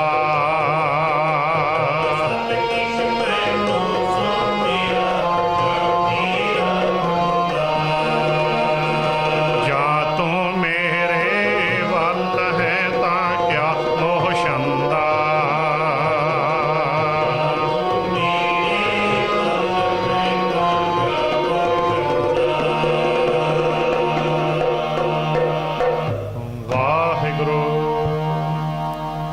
ਬਾਦਸ਼ਾਹ ਸਾਸਾ ਵਸ ਕਰ ਦੀਨੇ, ਅੰਮ੍ਰਿਤ ਨਾਮ ਮਹਾਰਸ ਪੀ। ਬਸ ਪ੍ਰਮਾਤਮਾ ਦੇ ਨਾਮ ਅੰਮ੍ਰਿਤ ਨੂੰ, ਗਿਆਨ ਅੰਮ੍ਰਿਤ ਨੂੰ ਇਹਨਾਂ ਨੇ ਪੀਤਾ। ਬਸ ਉਹਨਾਂ ਦੀ ਦ੍ਰਿਸ਼ਟੀ ਦੇ ਵਿੱਚ ਦੁਨਿਆਵੀ ਸ਼ਾਹ ਤੇ ਦੁਨਿਆਵੀ ਬਾਦਸ਼ਾਹ ਕੁਝ ਨਹੀਂ, ਉਹ ਉੱਪਰ ਚਲੇ ਗਏ। ਇਸ ਕਰਕੇ ਬਾਦਸ਼ਾਹ ਸਾਹ ਵਸ ਕਰ ਦੀਨੇ, ਅੰਮ੍ਰਿਤ ਨਾਮ ਮਹਾਰਸ ਪੀਨੇ। ਨਿਰਭਉ ਹੋਏ ਭਜੋ ਭਗਵਾਨ, ਸਾਧ ਸੰਗਤ ਮਿਲ ਕੀਨੋ। ਗੁਰੂ ਜੀ ਕਹਿੰਦੇ ਨਿਰਭਉ ਹੋ ਕੇ, ਡਰ ਰਹਿਤ ਹੋ ਕੇ ਪਰਮਾਤਮਾ ਨੂੰ ਯਾਦ ਕਰੋ। ਐਵੇਂ ਨਾ ਡਰ ਜੀ ਮੰਨਿਆ ਕਰੋ ਜੀ ਆ ਬਿੱਲੀ ਰਸਤਾ ਕੱਟ ਗਈ, ਕੋਈ ਬਾਬਾ ਪੀਰ ਰੁੱਸ ਗਿਆ ਲੱਗਦਾ, ਕੋਈ ਝਾਕਣਾ ਹੋ ਗਈ ਲੱਗਦੀ ਆ, ਰਾਹੂ ਆ ਗਿਆ ਹੋਵੇ, ਕੇਤੂ ਆ ਗਿਆ ਹੋਵੇ, ਨਜ਼ਰ ਲੱਗ ਗਈ। ਇਹ ਕੁਛ ਨਹੀਂ ਹੁੰਦਾ, ਲੁਟੇਰਿਆਂ ਨੇ ਗੱਲਾਂ ਬਣਾਈਆਂ। ਐਵੇਂ ਨਾ ਡਰਿਆ ਕਰੋ। ਡਰਨਾ ਚਾਹੀਦਾ ਮਾੜੇ ਕੰਮ ਤੋਂ। ਕਿਉਂ? ਐਸਾ ਕੰਮ ਮੂਲੇ ਨਾ ਕੀਚੈ, ਜੇ ਤੰਤ ਪਛੋਤਾਈਏ। ਮੰਦਾ ਮੂਲ ਨਾ ਕੀਚਈ ਦੇ ਲੰਮੀ ਨਦਰ। ਮਾੜੇ ਕੰਮਾਂ ਤੋਂ ਡਰੀਦਾ ਕਿਉਂਕਿ ਆਪਣੇ ਕੀਤੇ ਹੀ ਆਪਣੇ ਫਾਹੇ ਬਣ ਜਾਂਦੇ ਐ। ਐਵੇਂ ਨਾ ਵਹਿਮਾਂ ਭਰਮਾਂ ਤੋਂ ਨਾ ਡਰਿਆ ਕਰੋ। ਡਰਨਾ ਚਾਹੀਦਾ ਪਰਮਾਤਮਾ ਦਾ। ਇਹਨੂੰ ਸ਼ੁੱਧ ਭੈ ਕਹਿੰਦੇ ਆ। ਮਾਲਕ ਦਾ ਸ਼ੁੱਧ ਭੈ ਰੱਖੋ। ਜੋ ਵੈਸਾਂਤਰ ਧਾਤ ਸ਼ੁੱਧ ਹੋਏ ਤਿਉ ਹਰ ਕਾ ਭਾਉ, ਦੁਰਮਤ ਮੈਲ ਗਵਾਏ। ਜਿਵੇਂ ਅੱਗ ਧਾਤਾਂ ਨੂੰ ਸ਼ੁੱਧ ਕਰ ਦਿੰਦੀ ਹੈ, ਪਰਮਾਤਮਾ ਦੀ ਹੋਂਦ ਦਾ ਭੈ ਖੋਟੀ ਮੱਤ ਦੀ ਮੈਲ ਨੂੰ ਕੱਢ ਦਿੰਦਾ ਹੈ। ਇਸ ਕਰਕੇ ਜਿਹੜੇ ਮਨਮੱਤੀ ਭੈ ਪਾਈ ਛੱਡ ਦਿਓ। ਨਿਰਭਉ ਹੋਏ ਭਜੋ ਭਗਵਾਨ, ਸਾਧ ਸੰਗਤ ਮਿਲ ਕੀਨੋ। ਗੁਰੂ ਕੀ ਸੰਗਤ ਵਿੱਚ ਮਿਲ ਕੇ ਗੁਰੂ ਦੇ ਗਿਆਨ ਨੂੰ ਵੰਡੋ। ਗੁਰੂ ਦਾ ਗਿਆਨ ਸਾਰਿਆਂ ਤੋਂ ਵੱਡਾ ਦਾਨ, ਇਹ ਜੀਵਨ ਦਾਨ ਹੈ ਨਾ। ਇਕੱਠੇ ਹੋ ਕੇ ਸ਼ਬਦ ਦੀ ਵਿਚਾਰ ਕਰਿਆ ਕਰੋ। ਜਿਹਨੇ ਗੁਰੂ ਦਾ ਗਿਆਨ ਦੇ ਦਿੱਤਾ ਉਹਨੇ ਕਿੱਡਾ ਵੱਡਾ ਦਾਨ ਕਰਤਾ। ਭਾਈ ਗੁਰਦਾਸ ਜੀ ਕਹਿੰਦੇ ਜੈਸੇ ਸੱਤ ਮੰਦਰ ਕੰਚਨ ਕੇ ਉਸਾਰ ਦੀਨੇ, ਤੈਸਾ ਪੁੰਨ ਸਿੱਖ ਕੋ ਇੱਕ ਸ਼ਬਦ ਸਿਖਾਇਕਾ। ਕਿਸੇ ਨੇ ਇੱਕ ਸ਼ਬਦ ਸਿਖਾ ਦਿੱਤਾ, ਬਾਣੀ ਦਾ ਅਰਥਾਂ ਸਮੇਤ ਦ੍ਰਿੜ ਕਰਾ ਦਿੱਤਾ। ਭਾਈ ਗੁਰਦਾਸ ਜੀ ਕਹਿੰਦੇ ਐਂ ਸਮਝ ਲਓ ਸੱਤ ਮੰਦਰ ਸੋਨੇ ਦੇ ਪਾ ਦਿੱਤੇ। ਵੀ ਸੋਨੇ ਦੀ ਕਾਹਦੀ ਸੇਵਾ ਹੈ, ਸ਼ਬਦ ਸਿਖਾਇਆ ਕਰੋ। ਬੋਲੋ ਸਤਨਾਮ। ਗੱਲ ਫਿਰ ਆ ਗਈ ਨਾ। ਉਹ ਏਡੀ ਵੱਡਾ ਪੁੰਨ ਦਾਨ ਹੈ ਜੀ, ਕਿਸੇ ਨੂੰ ਗੁਰੂ ਦੀ ਮੱਤ ਦੇ ਦੇਣੀ, ਗਿਆਨ ਦੇ ਦੇਣਾ। ਗਿਆਨ ਕੀ ਹੈ? ਜੀਵਨ ਦਾਨ ਹੈ ਇਹ। ਜੀ ਦਾਨ ਦੇ ਭਗਤੀ ਲਾਇਨ, ਹਰਸਿਓ ਲੈਣ ਮਿਲਾਏ। ਇਸ ਕਰਕੇ ਗੁਰੂ ਕੀ ਸੰਗਤ ਮਿਲ ਕੇ ਭਾਈ ਗੁਰੂ ਦੇ ਗਿਆਨ ਨੂੰ ਵੰਡੋ, ਸ਼ਬਦ ਦੀ ਵਿਚਾਰ ਕਰੋ। ਤਾਂ ਤੇ ਨਿਰਭਉ ਹੋਏ ਭਜੋ ਭਗਵਾਨ, ਸਾਧ ਸੰਗਤ ਮਿਲ ਕੀਨੋ ਦਾਨ। ਸ਼ਰਨ ਪਰੇ ਪ੍ਰਭ ਅੰਤਰਜਾਮੀ, ਨਾਨਕ ਕੋਟ ਪਕਰੀ ਪ੍ਰਭ ਸੁਆਮੀ। ਇਹ ਦਿਲਾਂ ਦੀ ਜਾਣਨ ਵਾਲੇ ਪ੍ਰਮਾਤਮਾ ਜੀਓ, ਤੁਹਾਡੀ ਹੀ ਸ਼ਰਨ ਪਏ ਹਾਂ। ਸ਼ਰਨ ਪਰੇ ਪ੍ਰਭ ਅੰਤਰਜਾਮੀ, ਨਾਨਕ ਕੋਟ ਪਕਰੀ ਪ੍ਰਭ ਸੁਆਮੀ। ਪੰਜਵੇਂ ਸਰੂਪ ਦੇ ਵਿੱਚ ਗੁਰੂ ਨਾਨਕ ਬਾਬਾ ਜੀ ਕਹਿ ਰਹੇ ਹਨ ਕਿ ਬਸ ਇਉਂ ਕਹੋ ਵੀ ਮਾਲਕ ਜੀ ਤੁਹਾਡੀ ਓਟ ਪਕੜੀ ਹੈ, ਨਾਨਕ ਓਟ ਪਕਰੀ ਪ੍ਰਭ ਸੁਆਮੀ। ਬਸ ਤੁਹਾਡਾ ਹੀ ਆਸਰਾ, ਫਿਰ ਲੋਕ ਸੁਖੀਏ ਪਰਲੋਕ ਸੁਹੇਲੇ, ਨਾਨਕ ਹਰ ਪ੍ਰਭ ਆਪਣੀ। ਆਨੰਦ ਸਾਹਿਬ ਪੜ੍ਹ ਕੇ ਸਮਾਪਤੀ ਕਰੀਏ। ਰਾਮ ਕਲੀ ਮਹਿਲਾ ਤੀਜਾ, ਆਨੰਦ ਇੱਕ ਓੰਕਾਰ ਸਤਿਗੁਰ ਪ੍ਰਸਾਦ। ਭਾਵੇਂ ਇੱਥੇ ਹੀ ਆਉਂਦੇ ਹੋਣ, ਭਾਵੇਂ ਅਮਰੀਕਾ ਜਾਂਦੇ ਹੋਣ, ਇੰਟਰਨੈਸ਼ਨਲ ਫਲਾਈਟ ਤੇ ਤੁਸੀਂ ਕਿਰਪਾਨ ਨਹੀਂ ਪਾ ਸਕਦੇ। ਫਿਰ ਕੀ ਉਹ ਧਰਮੀ ਹੁੰਦੇ ਉਹ ਨਹੀਂ ਦੇ? ਉਹਨਾਂ ਕੋਲ ਪੁੱਛੋ, ਤੁਸੀਂ ਪਾ ਕੇ ਆਉਣੇ।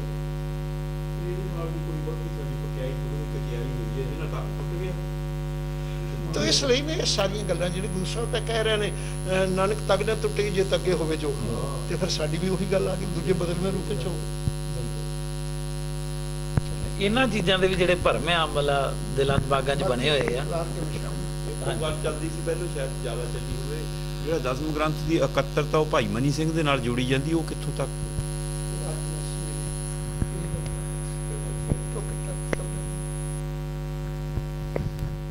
ਪਾਤਰ ਖੜੇ ਕੀਤੇ ਗਏ ਨੇ ਹਿਸਟਰੀ ਨੇ।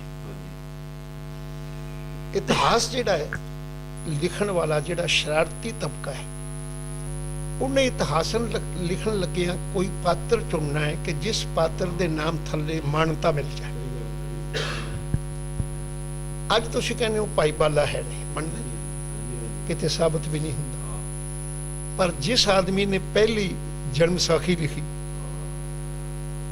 ਉਹਨੇ ਭਾਈ ਬਾਲਾ ਪਾਤਰ ਚੁਣ ਲਿਆ।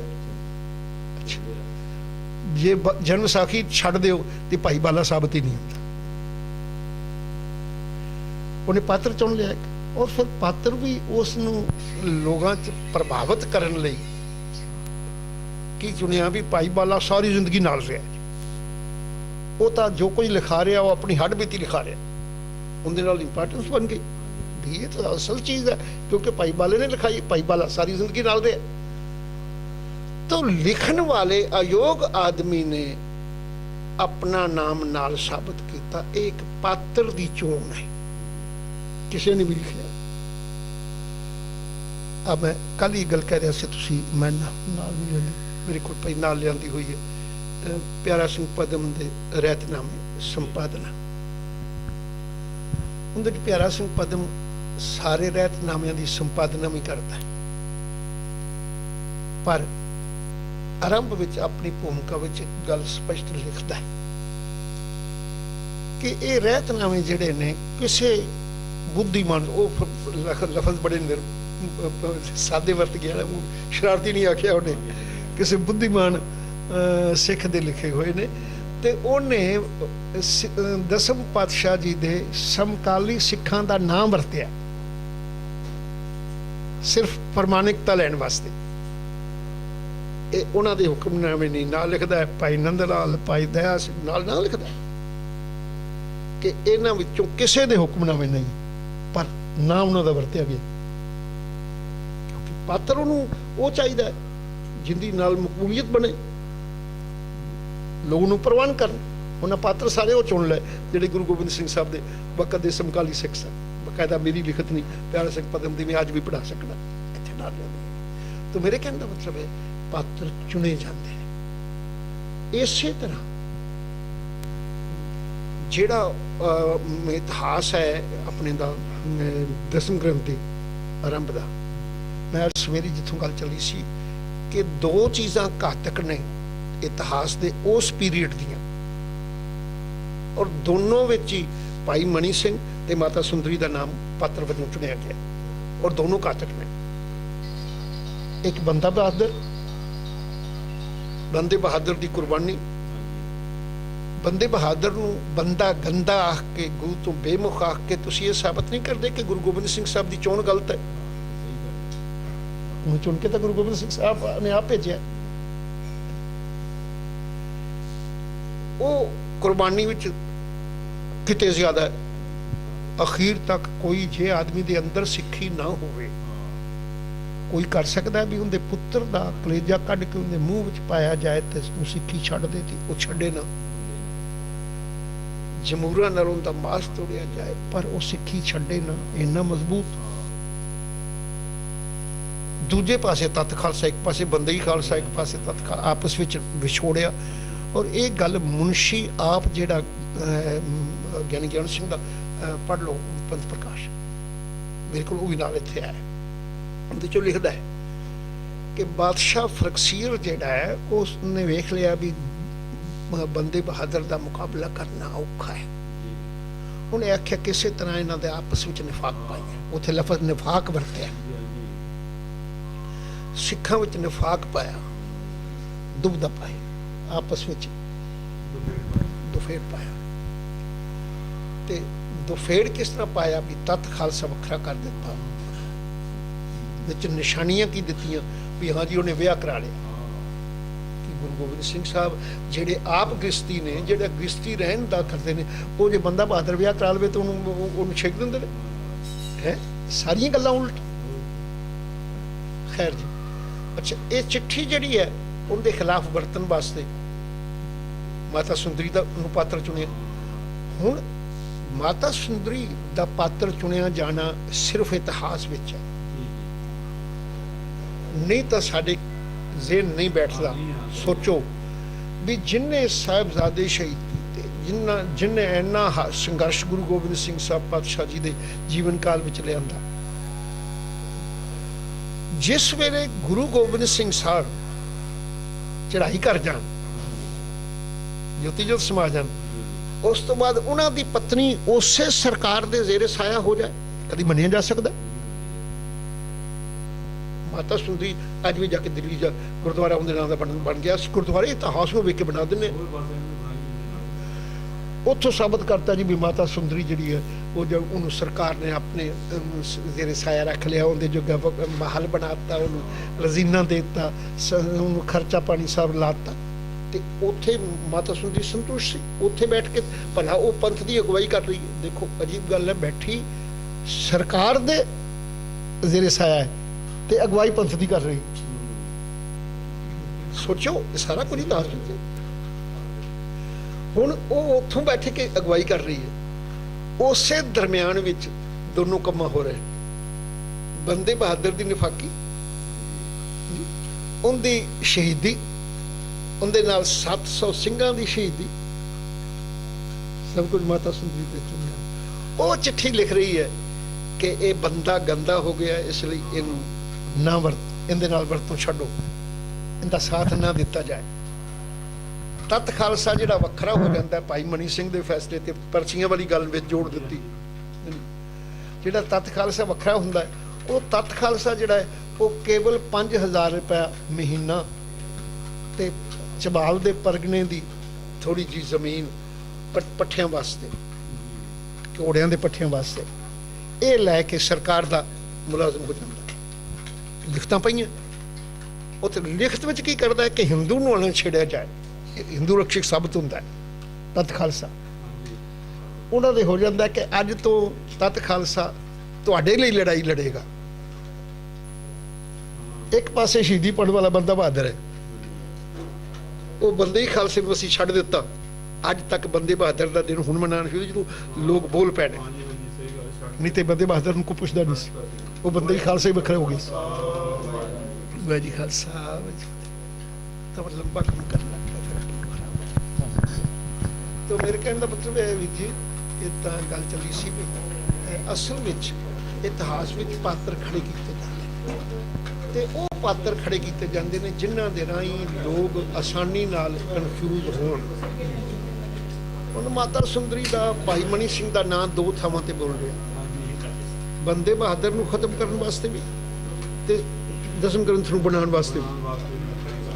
ਦੋਵਾਂ ਥਾਵਾਂ ਤੇ ਦੋ ਹੀ ਨਾਂ ਨੇ, ਉੱਥੇ ਵੀ ਭਾਈ ਮਨੀ ਸਿੰਘ ਤੇ ਮਾਤਾ ਸੁੰਦਰੀ, ਇੱਥੇ ਵੀ ਭਾਈ ਮਨੀ ਸਿੰਘ ਤੇ ਮਾਤਾ ਸੁੰਦਰੀ, ਕਿਉਂਕਿ ਪਾਤਰ ਖੜੇ ਕੀਤੇ ਹੋਏ ਇਸ ਕੰਮ ਵਾਸਤੇ।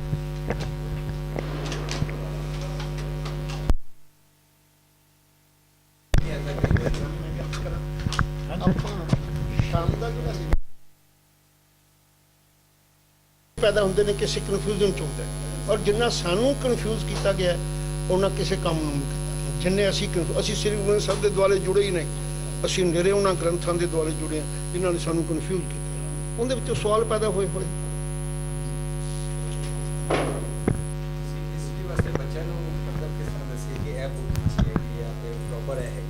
ਕਈ ਵਾਰੀ ਕੋਈ ਪ੍ਰਚਾਰਕ ਆਉਂਦਾ ਹੈ, ਕਈ ਕੁਝ ਕਹਿ ਜਾਂਦਾ ਹੈ ਗੁਰੂ ਨਾਨਕ ਪਾਤਸ਼ਾਹ ਬਾਰੇ, ਕੋਈ ਗੁਰੂ ਅਰਜਨ ਪਾਤਸ਼ਾਹ ਕੁਝ ਕਹਿ ਜਾਂਦਾ ਹੈਗਾ, ਕੋਈ ਦੂਜੀ ਸਟੋਰੀ ਦੱਸਦਾ ਹੈ, ਕੋਈ ਦੂਜੀ ਸਟੋਰੀ ਦੱਸਦਾ ਹੈ। ਬੱਚਿਆਂ ਨੂੰ ਸਮਝ ਹੀ ਨਹੀਂ ਆਉਂਦੀ ਕੁਝ, ਕਹਿੰਦਾ ਕਿਹੜਾ ਸਹੀ ਹੈ ਕਿਹੜਾ ਨਹੀਂ।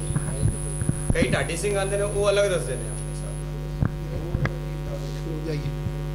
ਪਿਛਲੇ ਦਿਨਾਂ 'ਚ ਮੈਂ ਇੱਕ ਟੌਪਿਕ ਲਿਆ ਸੀ, ਸਾਖੀ ਤੇ ਸਿੱਖਿਆ, ਜਿਹੜੇ ਨੇੜੇ ਨੇੜੇ ਦੇ ਲਫ਼ਜ਼ ਨੇ। ਸਿੱਖਿਆ ਉਹ ਹੈ ਜਿਹੜੀ ਗੁਰੂ ਆਪ ਦਿੰਦਾ ਹੈ, ਗੁਰਬਾਣੀ। ਸਾਖੀ ਉਹ ਹੈ ਜਿਹੜੀ ਗੁਰੂ ਕਰਦਾ ਹੈ। ਸਿੱਖਿਆ ਉਹ ਹੈ ਜੋ ਗੁਰੂ ਕਹਿੰਦਾ ਹੈ। ਇਹ ਤਾਂ ਨਹੀਂ ਨਾ ਹੋ ਸਕਦਾ ਵੀ ਗੁਰੂ ਕਵੇ ਹੋਰ ਤੇ ਕਰੇ ਹੋਰ। ਇਸ ਲਈ ਜੇ ਗੁਰੂ ਦਾ ਕਰਨਾ ਸਾਖੀ ਮੰਨਣੀ ਹੋਵੇ ਤੇ ਸਿੱਖਿਆ ਨੂੰ ਪੜ੍ਹ ਲਓ। ਇਸ ਤੋਂ ਜ਼ਿਆਦਾ ਸਾਨੂੰ ਕੁਛ ਨਹੀਂ ਲੋੜ। ਸਵਾਲ ਹੈਗਾ ਕਿ ਇੱਕ ਫੋਟੋਆਂ ਔਰ ਹਿਸਟਰੀ ਬਾਰੇ ਸਵਾਲ ਹੈ। ਅਸੀਂ ਜਦੋਂ ਅੰਮ੍ਰਿਤਸਰ ਗਏ ਸੀ ਦਰਬਾਰ ਸਾਹਿਬ, ਤੇ ਉੱਥੇ ਮਤਲਬ ਬਾਬਾ ਦੀਪ ਸਿੰਘ ਜੀ ਜਿੱਦਾਂ ਦਾ ਸੀਸ ਲੈ ਕੇ ਜਾ ਰਹੇ ਹੈ, ਤੇ ਬੱਚੇ ਬੋਲਦੇ ਹੈਗੇ ਨੇ ਕਿ ਇਹ ਬਿਲਕੁਲ ਗਲਤ ਹੈਗਾ, ਤੇ ਉਹਦੇ ਬਾਰੇ ਵੀ ਤੁਸੀਂ ਥੋੜਾ ਜਿਹਾ ਬੱਚਿਆਂ ਨੂੰ ਜ਼ਰੂਰ ਦੱਸੋ। ਸਾਰੇ ਆਪਣੇ ਇਤਿਹਾਸ ਨੂੰ ਹਿੰਦੂ ਮਿਥਿਹਾਸ ਤੇ ਨਿਰਭਰ ਹਿੰਦੂ ਮਿਥਿਹਾਸ ਤੇ ਰੱਖਿਆ ਹੋਇਆ। ਆਮ ਜੀਵਨ ਦੀ ਬੋਲੀ ਨੂੰ ਅਸੀਂ ਜਿਹਨੂੰ ਕਹਿੰਦੇ ਨੇ ਸਥੂਲ ਰੂਪ ਦਿੱਤਾ ਹੈ। ਆਮ ਜੀਵਨ ਚ ਅਸੀਂ ਆਖ ਨਹੀਂ ਦਿੰਦੇ ਜਿਹੜਾ ਆਦਮੀ ਮਰਨ ਨੂੰ ਕਬੂਲ ਹੈ, ਆਪਾਂ ਇਹ ਤਾਂ ਜਾਂ ਸਿਰ ਤੇ ਤਲੀ ਤੇ ਪਤਾਈ ਫਿਰਦਾ, ਆਪਾਂ ਕਿਸੇ ਵਿਅਕਤੀ ਨੂੰ ਵੀ ਕਹਿ ਦਿੰਦੇ ਉਹ ਇਹਨੇ ਤਾਂ ਜੋ ਸਿਰ ਤਲੀ ਤੇ ਸਿਰ ਤਲਿਆ ਹੋਇਆ, ਮਰਨ ਲਈ ਤਿਆਰ ਹੈ। ਉਹਨਾਂ ਦਾ ਦਰਬਾਰ ਸਾਹਿਬ ਆਉਣ ਦੇ ਲਈ ਫੈਸਲਾ ਕਰ ਲੈਣਾ ਕਿ ਮੈਂ ਮੌਤ ਲਈ ਵੀ ਤਿਆਰ ਹਾਂ, ਪਰ ਮੈਂ ਦਰਬਾਰ ਸਾਹਿਬ ਦੀ ਬੇਅਦਬੀ ਨਹੀਂ ਰੋਕ। ਬਸ ਇਹ ਉਹਨਾਂ ਦਾ ਤਰੀਕਾ ਸਰੀਰ ਧਰਨਾ ਸੀ।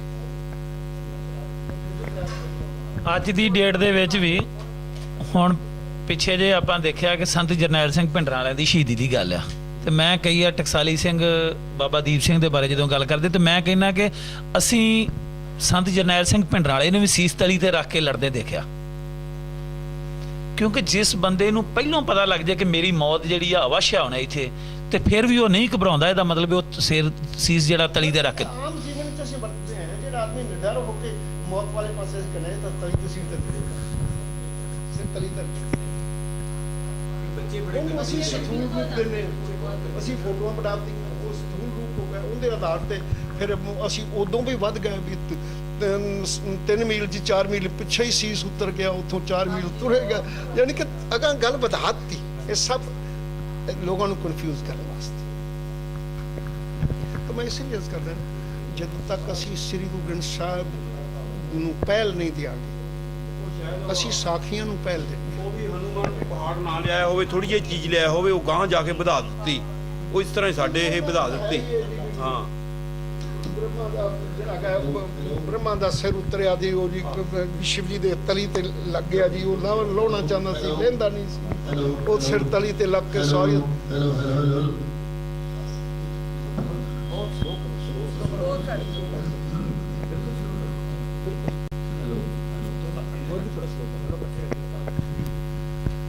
ਉਹਦੇ ਸਿਰ ਤਲੀ ਤੇ ਧਰ ਕੇ ਤੀਰਥਾਂ ਤੇ ਘੁੰਮਦਾ ਰਿਹਾ ਜੀ।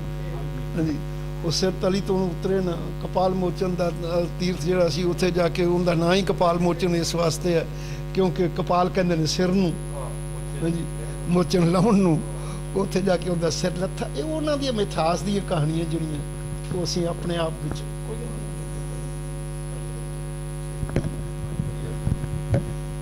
ਇਹਦੇ ਨਾਲ ਮਿਲਦੀ ਜੁਲਦੀ ਇੱਕ ਹੋਰ ਤਸਵੀਰ ਇੱਕ ਮੈਂ ਦੇਖੀ ਆ ਹੁਸ਼ਿਆਰਪੁਰ ਡਿਸਟ੍ਰਿਕਟ ਦੇ ਵਿੱਚ।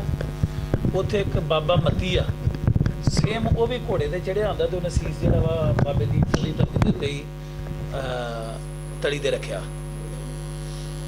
ਇਸ ਕਰਕੇ ਇਹ ਜਿਹੜੀਆਂ ਚੀਜ਼ਾਂ ਉਸ ਤੋਂ ਬਾਅਦ ਸਾਡੀ ਬਲਕਿ ਸਲਾਓ ਸਲੋ ਕਰ ਦੋ। ਜੇ ਮੈਂ ਗੱਲ ਕਰਦਾ, ਮੰਨ ਲਓ ਭਾਈ ਬਾਬਾ ਦੀਪ ਸਿੰਘ, ਕਿਸੇ ਹੋਰ ਕੌਮ ਵਿੱਚ ਕੋਈ ਮਹਾਨ ਨਹੀਂ ਹੋ ਸਕਦਾ ਨਹੀਂ।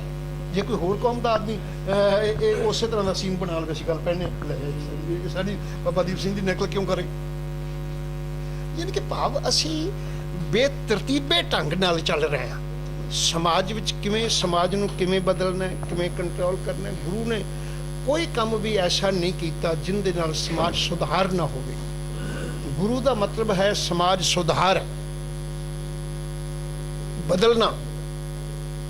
ਅਸੀਂ ਸਮਾਜ ਸੁਧਾਰ ਦੀ ਬਜਾਏ ਉਹ ਜਿਹੜੀ ਸੋਧਣ ਵਾਲੀ ਗੱਲ ਉਹਦੇ ਪਾਸੇ ਆ ਗਏ।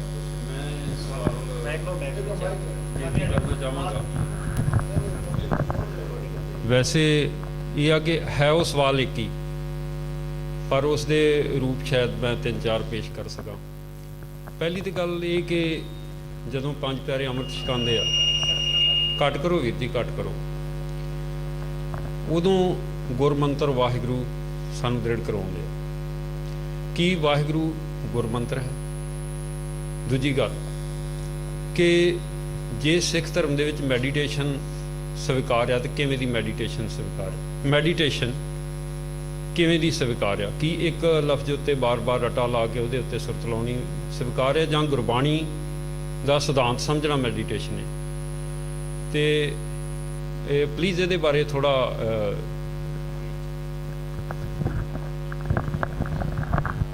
ਪਹਿਲੇ ਤਾਂ ਮੈਡੀਟੇਸ਼ਨ ਦਾ ਆਖਰੀ ਅਰਥ ਹੈ ਕੇਵਲ ਧਿਆਨ ਜੋੜਨਾ। ਮੈਡੀਟੇਸ਼ਨ ਦਾ ਆਖਰੀ ਅਰਥ ਹੈ ਕੇਵਲ ਧਿਆਨ ਜੋੜਨਾ। ਧਿਆਨ ਕਰਮ ਵਿੱਚ ਵੀ ਜੋੜਿਆ ਜਾਂਦਾ ਤਾਂ ਧਿਆਨ ਬਿਨਾਂ ਤਾਂ ਮਨੁੱਖ ਦੀ ਜ਼ਿੰਦਗੀ ਦਾ ਕੋਈ ਕੰਮ ਵੀ ਸੰਪੂਰਨ ਨਹੀਂ। ਧਿਆਨ ਤੁਹਾਨੂੰ ਇਹ ਵੀ ਰੱਖਣਾ ਪੈਂਦਾ ਵੀ ਮੈਂ ਆਹ ਕੰਮ ਕਰ ਰਿਹਾ, ਕਿਤੇ ਮੇਰੇ ਗੁਰੂ ਨੂੰ ਦੇ ਹੁਕਮਾਂ ਵਿੱਚ ਇਹ ਕੰਮ ਯੋਗ ਹੈ ਕਿ ਨਹੀਂ, ਉਹ ਵੀ ਮੈਡੀਟੇਸ਼ਨ ਮੰਗਦਾ। ਸਤਿਗੁਰੂ ਨੇ ਬਾਣੀ ਅੰਦਰ ਇੱਕ ਲਾਈਨ ਕਹੀ ਹੈ, ਸਤਿਗੁਰੂ ਕਹਿੰਦੇ ਨੇ ਮਨਮੁਖ ਭਗਤ ਕਰੈ ਬਿਨ ਸਤਿਗੁਰ, ਬਿਨ ਸਤਿਗੁਰ ਭਗਤ ਨਾ ਹੋਈ ਰਾਮ। ਤੇ ਉਹਦੇ ਆਪੋਜ਼ਿਟ ਦੂਜੇ ਪਾਸੇ ਲਫ਼ਜ਼ ਕਹਿੰਦੇ ਨੇ ਗੁਰਮੁਖ ਹੱਸੇ ਗੁਰਮੁਖ ਰੋਵੇ, ਜੋ ਗੁਰਮੁਖ ਕਰੇ ਸਾਈ ਭਗਤ ਹੋਵੇ। ਉਹਦਾ ਜਵਾਬ ਇਹਦਾ ਮਤਲਬ ਜੋ ਕੁਝ ਵੀ ਕਰ ਰਿਹਾ ਹੈ ਉਹ ਭਗਤੀ ਹੈ। ਮੈਡੀਟੇਸ਼ਨ ਨੂੰ ਅਸੀਂ ਭਗਤੀ ਦਾ ਰੂਪ, ਤੁਹਾਡੇ ਖਿਆਲ ਤੁਹਾਡੇ ਲਫ਼ਜ਼ਾਂ ਮੁਤਾਬਕ ਭਗਤੀ ਦਾ ਰੂਪ ਇਹ ਹੈ, ਪਰ ਨਹੀਂ। ਗੁਰੂ ਕਹਿੰਦੇ ਨੇ ਉਹਦਾ ਹੱਸਣਾ ਰੋਣਾ ਜੋ ਕੁਝ ਕਰ ਰਿਹਾ ਹੈ ਉਹ ਵੀ ਭਗਤੀ। ਉਹ ਕਿਵੇਂ ਹੋ ਗਏ? ਕਿਉਂਕਿ ਉਹਦੇ ਵਿੱਚ ਉਹ ਇੱਕ ਧਿਆਨ ਰੱਖ ਰਿਹਾ ਹੈ ਕਿ ਮੇਰੇ ਗੁਰੂ ਦਾ ਹੁਕਮ ਜਿਹੜਾ ਹੈ ਮੈਂ ਉਸ ਦੇ ਉਲਟ ਤਾਂ ਨਹੀਂ ਚੱਲ ਰਿਹਾ।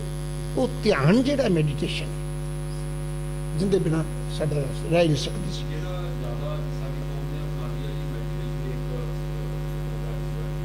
ਨਹੀਂ, ਉਹੀ ਮੈਂ ਅਰਜ਼ ਕੀਤੀ ਨਾ, ਅਸਲ 'ਚ ਅਸੀਂ ਮੈਡੀਟੇਸ਼ਨ ਦਾ ਲਫ਼ਜ਼ ਨਹੀਂ ਸਮਝ ਸਕੇ। ਮੈਡੀਟੇਸ਼ਨ ਹੈ ਧਿਆਨ।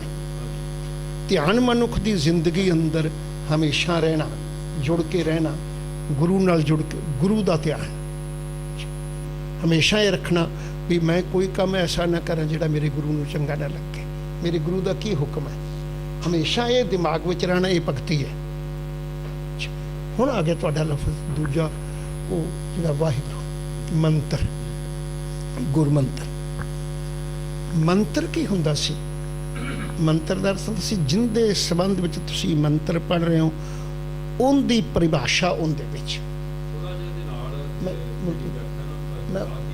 ਮੈਂ ਉਹ ਤੋਂ ਕਰੂੰ, ਉਹ ਕਹਿੰਦੇ ਨੇ ਵਾਹਿਗੁਰੂ ਗੁਰੂ ਮੰਤਰ ਹੈ ਜਪੋ, ਮੈਂ ਕੋਈ ਮੈਂ ਜਿਹਦੀ ਗੱਲ ਕਰ ਰਿਹਾ ਹੁਣ। ਕਿਉਂਕਿ ਜਿਵੇਂ ਮੂਲ ਮੰਤਰ ਉਹਨੂੰ ਵੀ ਮੰਤਰ ਕਹਿੰਦੇ, ਹਾਲਾਂਕਿ ਨਿਰਾ ਮੰਤਰ ਤਾਂ ਆਪਣੇ ਗੁਰਮਤਿ ਵਿੱਚ ਪ੍ਰਵਾਨ ਹੀ ਨਹੀਂ, ਮੰਤਰਾਂ ਜੰਤਰਾਂ ਤੋਂ ਅਸੀਂ ਉੱਤੇ ਹਾਂ।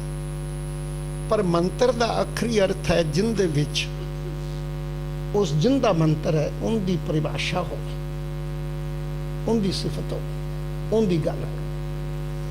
ਹੁਣ ਮੂਲ ਮੰਤਰ ਕਿਉਂ ਕਹਿੰਦੇ ਆ? ਕਿਉਂਕਿ ਉਹਦੇ ਵਿੱਚ ਸਾਡਾ ਮੂਲ ਜਿਹੜਾ ਹੈ ਉਹ ਅਕਾਲ ਪੁਰਖ ਹੈ। ਆਪਣਾ ਮੂਲ ਪਛਾਣ, ਮੂਲ ਸਾਡਾ ਅਕਾਲ ਪੁਰਖ ਹੈ। ਜਦੋਂ ਉਹਦੀ ਪਰਿਭਾਸ਼ਾ ਆਏਗੀ ਕਿ ਉਹ ਇੱਕ ਓਂਕਾਰ ਹੈ, ਉਹ ਇੱਕੋ ਹੈ, ਉਹਦਾ ਨਾਮ ਸਤ ਹੈ, ਉਹ ਕਰਤਾ ਹੈ, ਉਹ ਨਿਰਭਉ ਹੈ, ਉਹਦੀ ਪਰਿਭਾਸ਼ਾ ਆ ਗਈ ਨਾ। ਇਸ ਵਾਸਤੇ ਉਹਦਾ ਨਾਮ ਮੂਲ ਮੰਤਰ ਟੰਗਿਆ। ਹਾਲਾਂਕਿ ਉਹਦੇ ਉੱਤੇ ਮੂਲ ਮੰਤਰ ਕਿਤੇ ਹੈਡਿੰਗ ਨਹੀਂ ਹੈਗਾ। ਆਪਾਂ ਆਖੀਏ ਵੀ ਉੱਥੇ ਮੂਲ ਮੰਤਰ ਹੈਡਿੰਗ ਹੈ, ਬਿਲਕੁਲ ਨਹੀਂ। ਪਰ ਅਸੀਂ ਉਹਨੂੰ ਮੂਲ ਮੰਤਰ ਕਿਉਂ ਕਹਿੰਦੇ? ਕਿਉਂਕਿ ਪਰਿਭਾਸ਼ਾ ਉਹਦੀ ਡੈਫੀਨੇਸ਼ਨ। ਇਹਨੂੰ ਸੰਖੇਪ ਵਿੱਚ ਇੱਕ ਪਰਿਭਾਸ਼ਾ ਦਿੱਤੀ ਗਈ ਕਿਉਂਕਿ ਵਾਹ ਲਫ਼ਜ਼ ਜਿਹੜਾ ਹੈ ਉਹ ਉਦੋਂ ਮਨੁੱਖ ਕਹਿੰਦਾ ਹੈ ਜਦੋਂ ਜਾ ਕੇ ਸਾਰੀਆਂ ਸਿਫਤਾਂ ਦੇ ਅਲਫਾਜ਼ ਖਤਮ ਹੋ ਜਾਣ, ਬਿਸਮਾਤ ਵਿੱਚ ਰਹਿ ਜਾਏ। ਉਸ ਤੋਂ ਬਾਅਦ ਕੁਝ ਨਾ ਸੁਝੇ, ਕਿਹੜੀ ਮੈਂ ਤੇਰੀ ਸਿਫਤ ਕਰਾਂ, ਤੇਰੇ ਕਵਨ ਕਵਨ ਗੁਣ ਕਹਿ ਕੇ ਗਾਵਾਂ, ਤੂੰ ਸਾਹਿਬ ਗੁਣੀ ਨਿਧਾਨ ਹਮਰੀ ਜੇਵਾ ਇੱਕ ਪ੍ਰਭ ਹਰ ਕੇ ਗੁਣ ਅਗਮ ਅਥਾ। ਜਦੋਂ ਉਸ ਅਵਸਥਾ ਦੇ ਵਿੱਚ ਆਉਂਦਾ ਹੈ ਵੀ ਜਿੱਥੇ ਤੇਰੀਆਂ ਸਿਫਤਾਂ ਮੇਰੀ ਜ਼ਬਾਨ ਨਹੀਂ ਕਰ ਸਕਦੀ, ਉੱਥੇ ਫਿਰ ਕਹਿੰਦਾ ਵੀ ਵਾਹ ਬਈ ਵਾਹ। ਤੋ ਗੁਰੂ ਦੇ ਸਾਡੇ ਤੇ ਇੰਨੇ ਅਹਿਸਾਨ, ਗੁਰੂ ਦੀਆਂ ਇੰਨੀਆਂ ਰਹਿਮਤਾਂ, ਗੁਰੂ ਦੀ ਇੰਨੀ ਸਮਰੱਥਾ, ਬਰਕਤ ਕੇ ਸਮਾਜ ਨੂੰ ਉਹਨਾਂ ਲੋਕਾਂ ਨੂੰ ਜਿਹੜੇ ਪੱਥਰ ਹੋ ਚੁੱਕੇ ਨੇ ਉਹਨਾਂ ਵਿੱਚ ਜੀਵਨ ਭਰ ਦੇਣਾ। ਸਤਿਗੁਰੂ ਨੇ ਬਾਣੀ ਵਿੱਚ ਕਿਹਾ ਕਿ ਮਿਰਤਕ ਕੋ ਪਾਇਓ ਤਨ ਸਾਸਾ, ਵਿਛੜਤ ਆਨ ਮਿਲਾਇਆ ਪਸ਼ੂ